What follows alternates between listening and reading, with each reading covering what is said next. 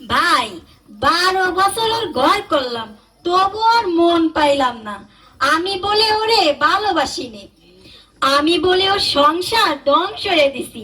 এর আগে আমি 12 জায়গায় নিকে পুষিছি, তারা এই রকমের দোষ দিতে পারিনি। আর এ আমারে রোজ রোজ সেই কোটাই দেয়। এই ওরে না কাইন্দে ভালোভাবে ক, তোর কান্না আমি সহ্য করতে পারি না। তুমি চুপ করো, তোমারে এমনও সাবিত করতে পারি 12 গেছি বলে তো আর দরদ বাড়াই যায়নি। তোমরা আসল কথা কবা না আমি এই বিচার থেকে চলে যাব? ভাই, কথা কলে মানসি শোনে, না কলে কেউ শোনে না। আমি যেই সংসারে যাই সেই সংসার মোটে উতলে ওঠে। আমি প্রথম যেদিন ওর সংসারে আসলাম সেদিন ওর 6-6টা আইলো গরু শর্ট বটায় মরে গেল। ভাবলাম যাক, এত ঘাস কুটো কিটা কাটবে নে, ওর কষ্ট একটু কমে গেল। 30 বিঘে জমি ছিল, ওরে কয়ে এক মাথাতে বেসায়ে পুরোয় ফেললাম।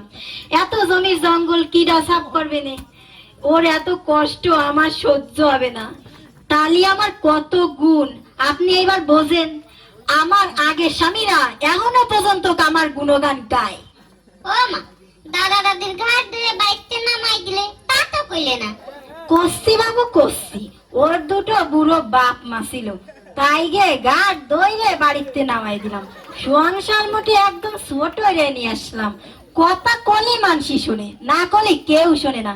ওর সংসারে আসে আমি কি না করলাম। এ 2 দিনও যা কিছু করেছে আমি দুয়ে বুঝে ফেলাবানি। শোনো দি ও আমার ঘরে ফিরে যায় কিনা।